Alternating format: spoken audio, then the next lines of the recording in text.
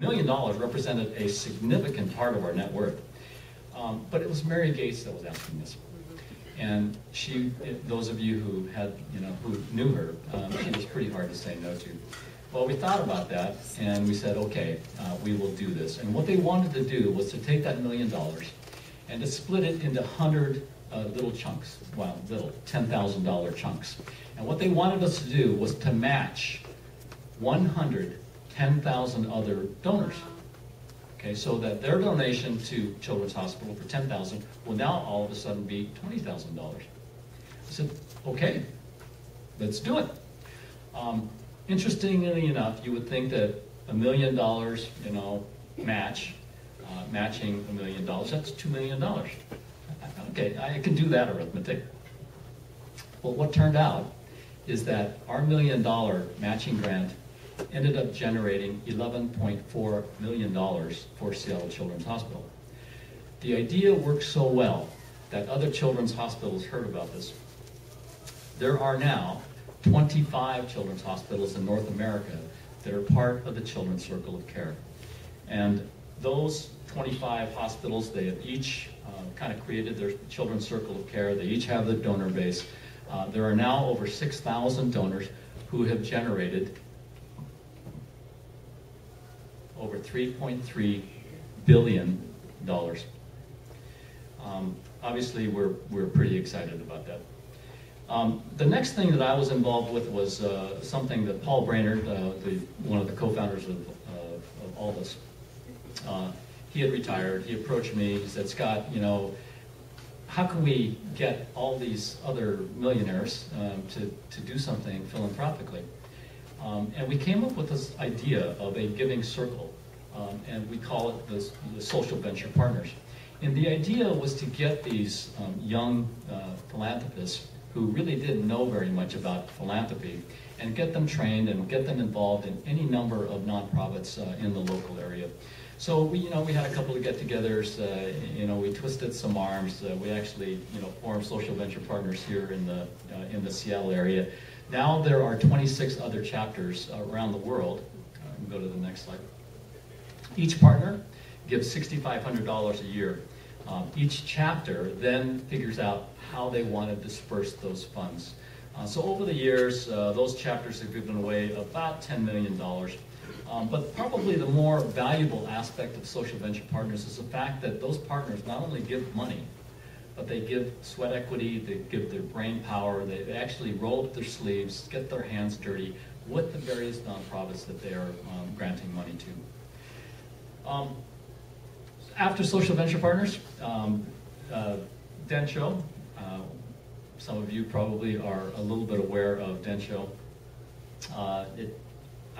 I've been told this, I don't know because I don't speak Japanese, but someone said that Densho means to kind of pass stories on. And what inspired Densho was the Showa Foundation. Steven Spielberg founded the Showa Foundation to essentially record the stories of Holocaust survivors. So these are first-person stories. And when I heard about that, I said, wow, wouldn't that be a cool idea to use that same thing to record the stories of Japanese Americans who were interned during World War II. And so Tom Ikeda, who is another Microsoft alumni, he had just retired from Microsoft, and I said, hey Tom, why don't you have coffee with me? And I convinced Tom that he should be the executive director to basically develop this idea called Densho. Well, it's been incredibly successful. There's a repository now of oral histories that will never go away. Densho itself has received many awards, national awards. It's a platform. It's a technology platform that we think can be, we would love to make available to virtually any other ethnic group. So if you think about Native American Indians, I don't know who's recording their stories in the first person, but it would be a shame to have those stories disappear. And various, if you think of virtually every ethnic group, has the same problem. How do you record those stories so that they are memorable forever? We think we have a platform to do that. The next organization that I want to briefly talk about is the Microsoft Alumni Foundation. This is something that I co-founded about 5 years ago. And the idea was simple. How do we kind of engage the alumni, the Microsoft alumni, to do good things in their various communities? It's surprising when I throw out the number, but there are 85,000 Microsoft alumni scattered around the world. 85,000.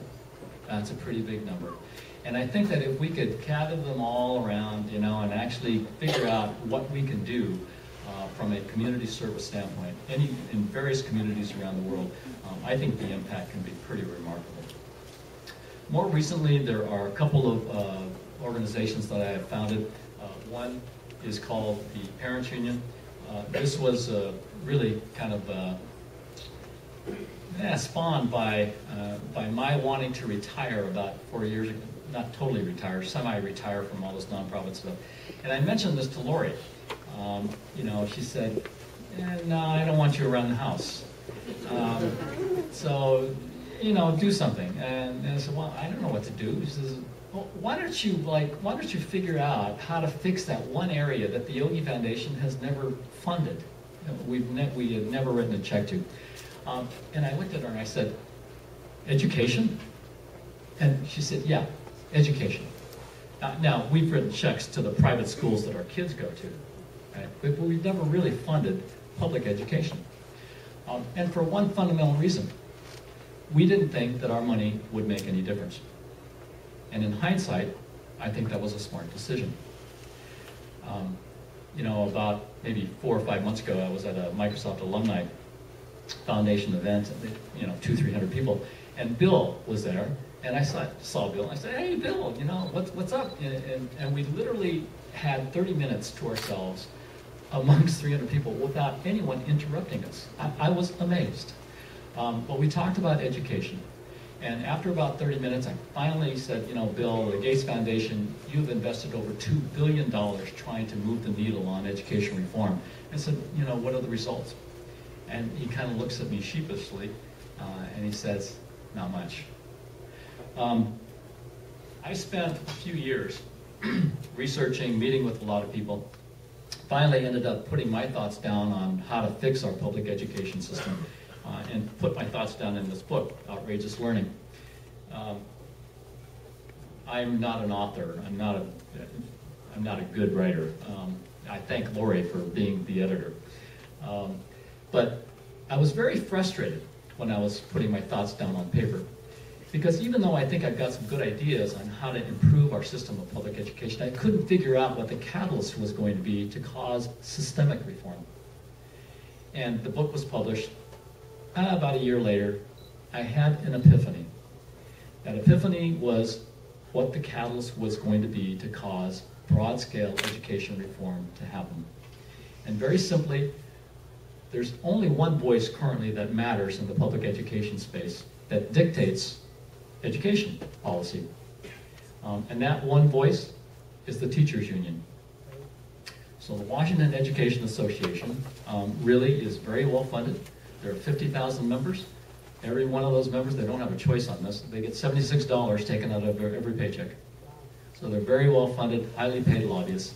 But when you think about it, the teachers union has really nothing to do with education reform. They have everything to do with getting teachers more pay, more benefits, shorter workdays. But they're fundamentally not about education reform. Now, if we're going to reform our system of public education, it's largely going to be on the backs and shoulders of teachers. Hopefully, really good teachers. And it's my hope that if we can get parents as a very solid voice to essentially add to the discussion and debate surrounding what we need to do to reform education, then maybe we have a chance to move the needle. So we are now launching the Parents Union. We are doing a membership drive that will be launched hardcore in the fall. It's our hope that we would generate a membership base of about 250,000 parents. And believe me, with 250,000 parents, we go to Olympia, legislators will listen. Right? Because we'll be 5 times the size of the teachers union. They'll have to listen. So that's one of the very important things I'm working on. The second one is another organization that I co-founded called See Your Impact.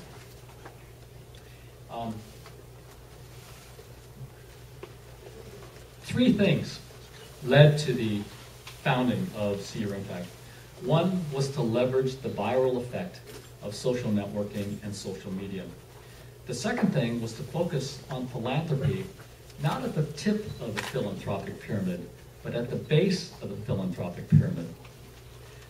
There are very few, relatively few people, right, who can write 6, 7-digit checks. There are plenty of people who can write $10, $20 checks. And so what we wanted to do with See Your Impact was to really engage at the bottom of the philanthropic pyramid. And the other thing we wanted to do with this site that we have was to show donors. You know, Lori and I, you know, again, we've written many $million checks to various organizations. How often have we actually ever seen the beneficiary of our giving? Almost never. The few times we have, we just want to give more. Well, think about that impact at the bottom of the philanthropic pyramid. It's a very difficult thing to do. I mean, if you can't do it for people who are writing $1 million checks, how in the heck can you do it for someone who's writing a $10 check? And yet, that's exactly what we are enabling. Here are a couple of examples. So these are examples of clean water kits made possible by this little girl. So instead of plastic toys for her birthday, Ellie is her name, she asked people to, instead of buying her presents, to essentially go to the See Your Impact site and make small donations so that people around the world could have access to clean water. Well, Ellie raised $301, right? And that campaign of hers actually impacted 6 families around the world. So they now have access to clean water. Here's another example. These are just 2 of hundreds of thousands of Ethiopian kids who have been affected by the famine in the Horn of Africa. Sarah, on the screen there, is a Seattle mother. Not famous, she's just a normal Seattle mother who has 1 biological child of her own, and she adopted 2 Ethiopian children. She wanted to do something, right, to benefit children who were suffering in the famine on the Horn of Africa. And she came up with the idea, she approached us, she came up with the idea of the 5 for 5 campaign. She would send out email asking 200 of her friends to donate $5. And then she asked those people to send that email on to 5 other people. Her original goal was to raise $500. Right? Pretty modest goal, $500. The first week, she raised $17,000. She is now, her campaign is still going. Her campaign has now raised over $50,000. Multiply that by hundreds, if not thousands, of people who could do exactly the same thing in a cause area that you care about. Again, we think this is a really big idea. We also think that many of you are involved with various nonprofits. One of the really big things that I would love to see happen is to see participants of those various nonprofits actually raise their own funding. This is an example. This is Special Olympics of Washington. I gave a keynote speech for their board retreat recently and came